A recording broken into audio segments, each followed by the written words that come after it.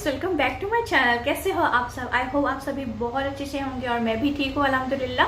तो आज मैं आप लोगों के साथ और एक बातें या व्लॉग नहीं है, वीडियो ही बोल सकते हो, तो लेके आई हूँ। जो मुझे रिक्वेस्ट भी आया था बहुत, जो मैं पहले प्रेगनेंसी, लेबर एंड डिलीवरी का स्टोरी बोला था, उसमें मैं बहुत क्लियरली अपना प्रेगनेंसी जो है शेयर नहीं किया था। जो मेरा प्रेगनेंसी मैंने पूरी प्रेगनेंसी में अकेली रही, कतर में रहती हूँ मैं अपने हस्बैंड के साथ, तो वहीं पे मैंने अपना प्रेगनेंसी पूरा बहुत क्रिटिकल इस बार थोड़ा सा रहा मेरा साथ। इतने स्मूथली तो नहीं गई थी मेरी प्रेगनेंसी।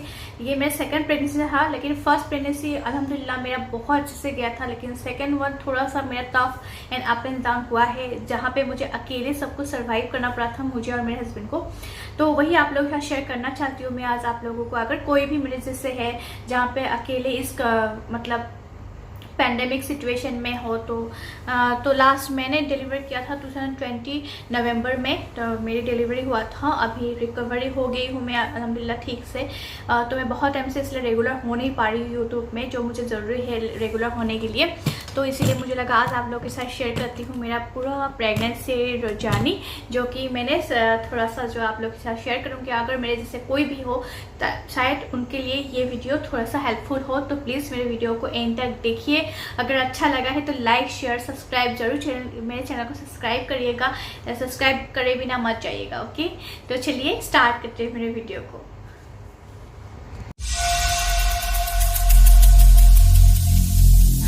Every single day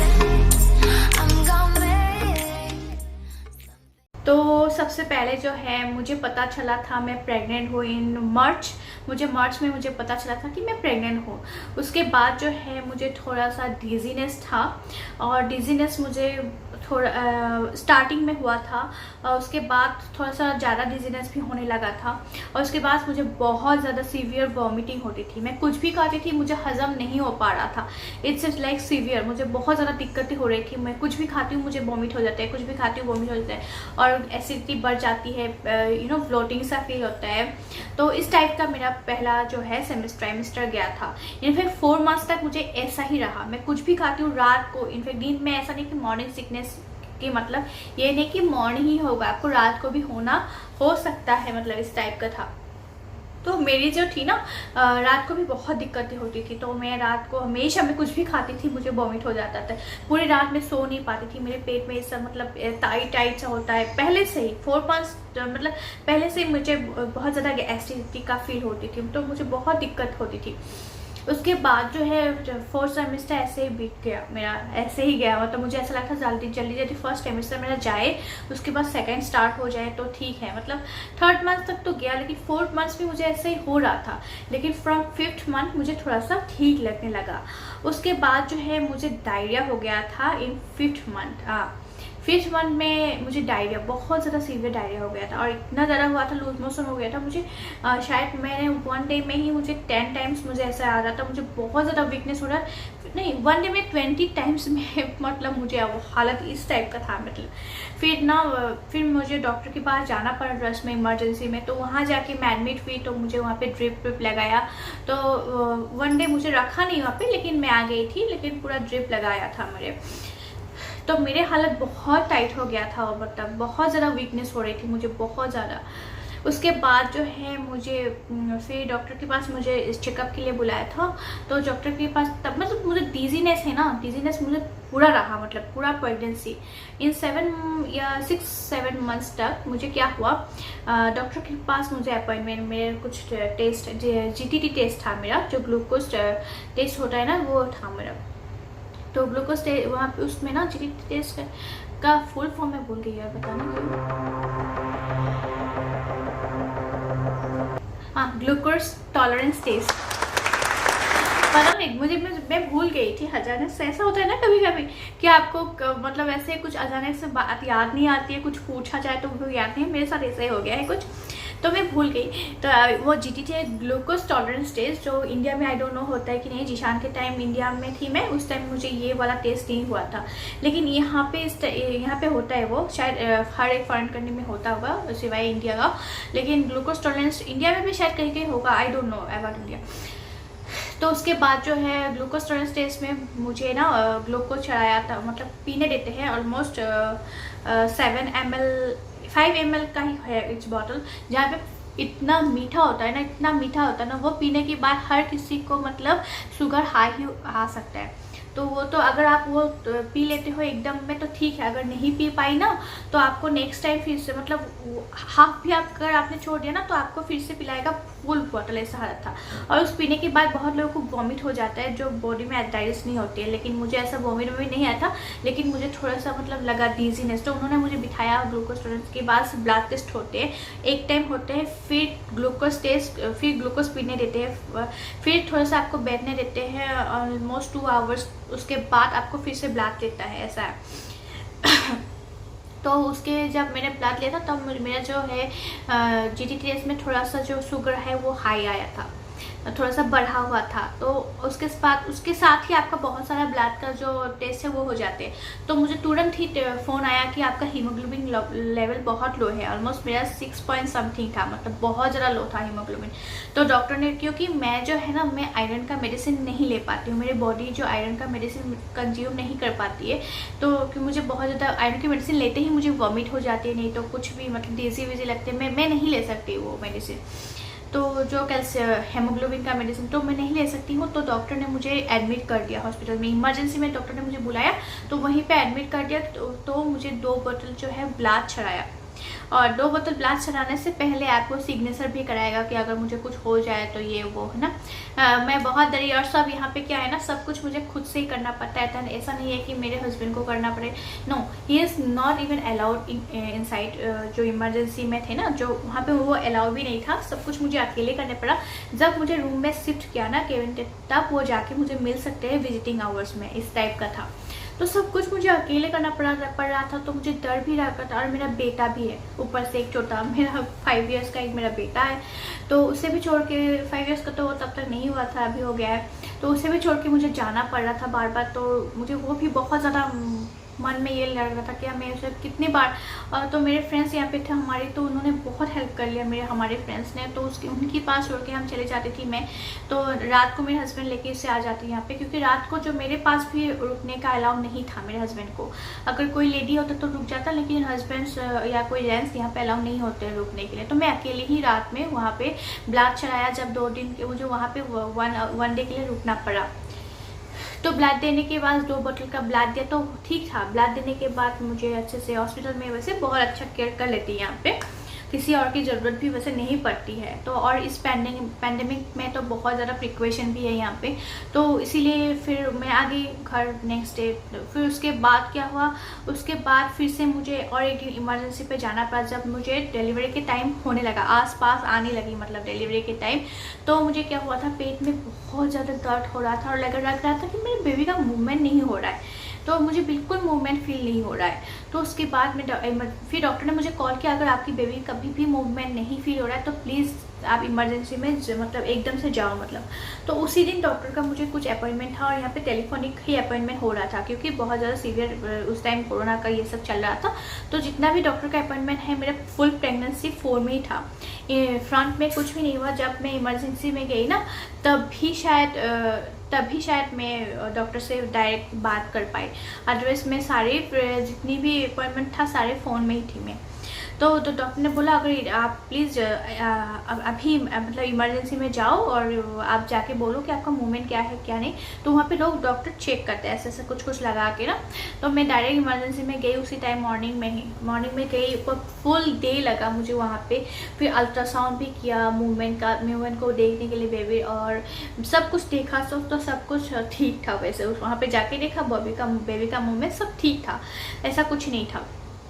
तो उनके हिसाब से मतलब ठीक है, मुझे फील नहीं हो रहा। पर रात को ना मुझे दिक्कतें होने लगी थी, क्योंकि तब 7 मंथ्स ऑलमोस्ट कंप्लीट हो गया था, 8 मंथ्स में आने वाले थे। तो उस टाइम मतलब मुझे थोड़ा सा दिक्कत होती है, उस टाइम होते ही है, ये नॉर्मल है। लेकिन अगर आप लोगों के साथ भी हो रहा है ना, तो ये नॉर्मल है, टाइट होता है मूवमेंट ऐसा लगता है कि मूव नहीं कर, लेकिन मूव थोड़ा सा कभी बेबी टाइट होकर वन साइड में आ जाता है, इस टाइप का होता है।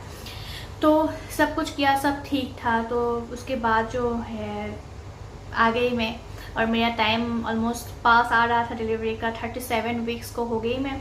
तो मैं ठीक थी, मैं दिन भर पूरा काम किया, मैंने पूरा काम करती थी घर पे। लेकिन मुझे मेरा क्या था ना, मैं सी सेक्शन कराना था मुझे, क्योंकि मेरा पहले बेबी भी सी सेक्शन का ही था।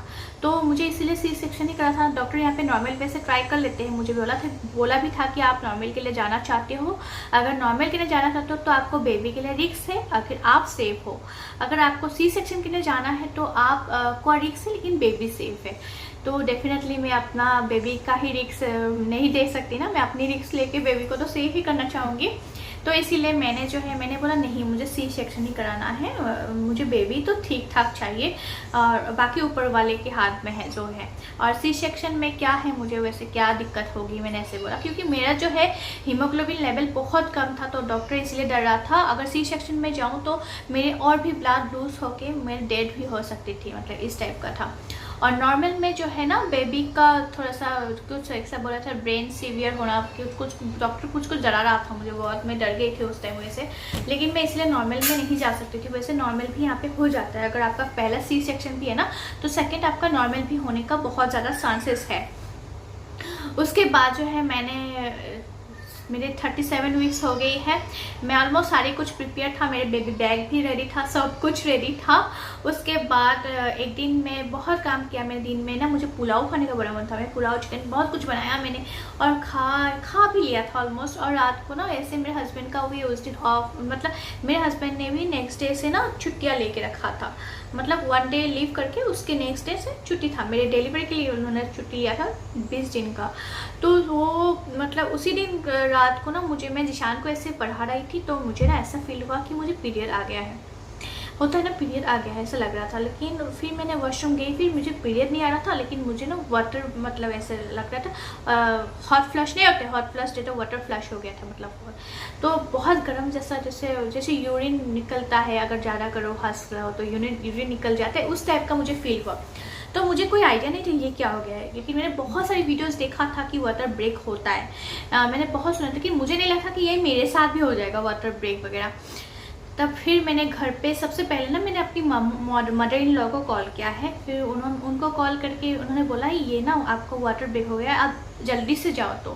तो उसी टाइम मुझे लगा शायद वाटर ब्रेक है, क्योंकि मुझे बहुत ज़्यादा फिर बहुत फ्रिक्वेंटली मुझे मतलब पानी निकलने लगा था, मुझे वाटर जैसे फ्लश हो रहा था ना उस टाइम बहुत ज़्यादा हो रहा था, जैसे पीरियड आती है ना उस टाइप का फील हो रहा है, लेकिन मतलब जैसे आपको यूरिन निकल रहा है, मतलब बहुत ज़्यादा ऐसे हो रहा था। मैं पैच भी लगा लिया था, मैंने पैच लगाया ना कि पैच का भी कोई काम नहीं हो रहा था, इस टाइप का हो रहा था धीरे धीरे। तो मैंने इनको जगाया, तो मुझे लगा चलो जल्दी, फिर इमरजेंसी चलते। तो मैंने अपनी मम्मी को कॉल किया, मैंने बोला कि मुझे जाना है क्योंकि मुझे ऐसा हो गया है। तो उन्होंने बोला ठीक है कोई टेंशन मत लो, जाओ ये वो। फिर इनको तब भी नहीं लग रहा था कि मुझे एडमिट कर देगा, इनको लगा था शायद नहीं है, ऐसा ही हो गया होगा तुम्हें ऐसा। फिर तब भी मैंने जो बैग था ना मेरा, सब कुछ मैंने पहले ही रेडी रखा था, तो वो सब कुछ लेके मैं एकदम से चली, मतलब गाड़ी में वो सब रख दिया था। तो वहाँ जाने के बाद डॉक्टर ने मुझे जो है एडमिट कर दिया। उन्होंने बोला तुम्हारी वाटर ब्रेक, मतलब वो टेस्ट करते हैं, वो कुछ करते हैं, जैसे नॉर्मल डिलीवरी में फिंगर्स इंसर्ट करते हैं, वो देखते हैं कि इतना डायलिसिस बाकी क्या है, वो सब मुझे किया। फिर मैं बहुत डरी, मुझे ये सब बिल्कुल मुझे तो सी सेक्शन करना है, तो ये सब क्यों करना है, मतलब फिर डॉक्टर ने तुम्हें करना ही होगा क्योंकि वाटर ब्रेक हुआ है। तो जब डॉक्टर ने इंसर्ट किया कुछ ऐसा, फिर तब तो और ज़्यादा मतलब बहुत ज़्यादा ऐसे ना बूम बैलून टप होके, अगर बैलून के अंदर पानी हो निकलता है तो इस टाइप का मुझे मतलब ऐसा वाटर फ्लश हो गया था मेरा हालत। तो मैं बहुत डर गई, बहुत डरी। फिर ना ऐसे काँप रही थी, लेकिन मेरे हस्बैंड भी नहीं था मेरे पास, बाहर थे वो। तो बस मैंने फ़ोन पे सबके साथ बात किया, तो मुझे एडमिट कर दिया गया उसी टाइम। तो उसके बाद ड्रिप लगाया, तो सी सेक्शन के लिए मतलब रेडी कर रहा था। तब भी मुझे डॉक्टर ने बोला you want to go for trial for normal delivery. फिर मैंने बोला no I don't want to go, I want to go for C section only. तो मुझे डॉक्टर ने तभी फिर से डायरेक्ट सब कपड़े अपने चेंज करके वहाँ पे जितना कुछ लगाते ये सब देखते रहते, तो वो बेबी का मूवमेंट देख रहा था, सब कुछ लगा दिया था। तो बहुत टाइम लग रहा था, ऑलमोस्ट 6 आवर तक मुझे वेट करना पड़ा सी सेक्शन के लिए, क्योंकि मेरा जो है डॉक्टर्स वहाँ पे बहुत अच्छे से आपका ख्याल रखते हुए से, और जितना भी मेरे पास सामान वामान था सब कुछ मेरे हस्बैंड को दे दिया गया था। क्योंकि फिर मैं बहुत अकेली थी, एक्चुअली मैं बहुत अकेली थी। अभी भी मैं सोचती हूँ तो मुझे बहुत रोना सा आ जाता है, क्योंकि दैट्स द मोमेंट, आपको सबकी ज़रूरत बहुत पड़ती है, और उस टाइम मेरे हस्बैंड भी मेरे पास नहीं आ पा रहा था। तो you know I am feeling so bad, क्योंकि ये मेरा first time, second time Zeeshan के टाइम, फर्स्ट टाइम मुझे जीशान के टाइम इतना ऐसा फील नहीं हुआ था कि जीशान के टाइम मेरे पास सब लोग थे, सिर्फ मेरा हस्बैंड नहीं था वैसे। लेकिन एकदम से मुझे एडमिट हो गया, करते ही मुझे सी सेक्शन किया, फिर निकाल के ला के, ऐसा नहीं हुआ मुझे कि वाटर ब्रेक वगैरह, ऐसा कुछ नहीं हुआ था। लेकिन यहाँ पे बहुत टाइम मुझे अकेले मैनेज करना पड़ा। धीरे धीरे मुझे पेन भी आ रहा था, और मुझे पेन होने से बहुत ज़्यादा दिक्कत हो रही थी, मतलब और ऊपर नीचे से वो वाटर ब्रेक भी हो गया था। तो आई एम फीलिंग सो, मतलब बहुत अच्छा नहीं लग रहा था, बहुत तकलीफ लग रहा था मुझे, और डर भी रही थी मैं, बहुत डर लग रहा था। आई डोंट नो, क्योंकि एक डिफरेंट कंट्री में, पहले तो मैंने इंडिया में थी और सब लोग मेरे पास है, और यहाँ पे मैं एक अलग कंट्री है, मुझे कोई आइडिया नहीं यहाँ पे कैसा है क्या है, यू नो। लेकिन बहुत अच्छा था, डॉक्टर्स जो है ना बहुत अच्छे से आपको मतलब संभाल लेते हैं यहाँ पे, वैसे कुछ भी दिक्कत नहीं है। सिर्फ ऊपर वाले होते हैं साथ, और उन्हीं को ही मैं प्रे कर रही थी, और कुछ ऐसा नहीं है। तो अगर आप लोग भी अकेले हो तो ऐसा कुछ डरने की बात नहीं है, सब कुछ हो जाता है मैनेज वैसे। If your partner is with you then definitely everything is going to be okay. तो मेरे हस्बैंड का बहुत सपोर्ट था, शायद मेंटली मुझे बहुत सपोर्ट किया उन्होंने, तो वही मैं बोलूँगी, मेंटली सपोर्ट होना बहुत ज़रूरी है। तो पूरा प्रेगनेंसी शायद उन्हीं के सपोर्ट के लिए मैं पूरा प्रेगनेंसी निकाल पाई अकेले, otherwise no I can't ever, क्योंकि मैं बहुत ज़्यादा, थोड़ा सा भी मुझे लग जाए तो मैं बहुत चिल्लाने वाली सी लड़की हूँ। तो अभी उस टाइम पूरा प्रेगनेंसी मैंने अकेले बिताया। तो उसके बाद मेरे बेबी का बर्थ भी हो गया था। उसके बाद जो बेबी बर्थ होने के बाद ना मुझे आइसोलेशन में, मतलब आइसोलेशन में रखा थोड़ी देर के लिए, ऑलमोस्ट 2 आवर्स के लिए, और बेबी को भी मेरे साथ ही रखा था, जो आईसीयू में होता है वहाँ पे रखा था मुझे। ऐसे ही रखा था वो लोग, जब तक आपको यहाँ पे इतना अच्छा ये देते हैं ना, जब तक आपको पूरा मतलब बॉडी जो है ना, आपको एनेस्थेसिया का जब तक एनेस्थेसिया का असर कम ना हो जाए तब तक आपको निकालते नहीं आइसोलेशन से। और 2 आवर्स, विदिन 2 आवर्स मुझे पूरा एनेस्थेसिया का जितना मूवमेंट वगैरह सब मैं करने लगी थी। इंडिया में ऐसा नहीं था, मेरे जब जीशान के टाइम ऐसा कुछ नहीं था। जीशान के टाइम में जब पूरा एक दिन में पूरा ऐसे बेड पे पड़ रही ना, मैं मूव कर रही थी, और मुझे इतना परेशानी लग रहा था ना पैर में। तो इस बार में मैं इसीलिए डर रहा था, अगर मुझे कुछ ऐसा हुआ तो मैं क्या करूँ, लेकिन ऐसा कुछ नहीं हुआ था। विदिन 2 आवर्स मेरा पूरा जो एनेस्थेसिया का असर वो ख़त्म हो गया था। मैं इतनी एक्टिव थी, जब तक मुझे रूम में दिया मैं सबसे वीडियो कॉल कर रही थी, सबसे फ़ोन पे बात कर रही थी, और एवरीथिंग इज़ ओके डन। तो यही था मेरा एक छोटा तो नहीं है, बहुत बड़ा हो गया, लंबा हो गया है पूरा प्रेगनेंसी जर्नी, जो कि मैंने पूरा अकेले ही बिताया। और अभी माशाल्लाह से मेरा बेटा जो है 6 मंथ का हो गया है। तो मुझे लगा इस time is good for to share with all of you guys. I am sure आप लोग को ये मेरा जर्नी जो है अच्छा लगा सुन के। अगर आप लोग कोई भी हो मेरे जैसे अकेले तो प्लीज़ मत डरिएगा, आई एम श्योर आप लोग का भी डिलीवरी बहुत अच्छे से हो जाएंगी। अगर मेरे चैनल पे कोई भी न्यू हो तो please subscribe to my channel. मैं ब्लॉगिंग करती हूँ, मेकअप वीडियो बनाती हूँ। अगर आप लोग इंटरेस्टेड हो प्लीज़ जाके एक बार देखिए, अगर अच्छा लगे तो ज़रूर सब्सक्राइब करें, लाइक करें, मेरे चैनल को शेयर भी करिए मेरे वीडियोज़ को। तो फिर मिलती हूँ नेक्स्ट और एक वीडियो के साथ। बाय बाय, टेक केयर, अल्लाह हाफिज़।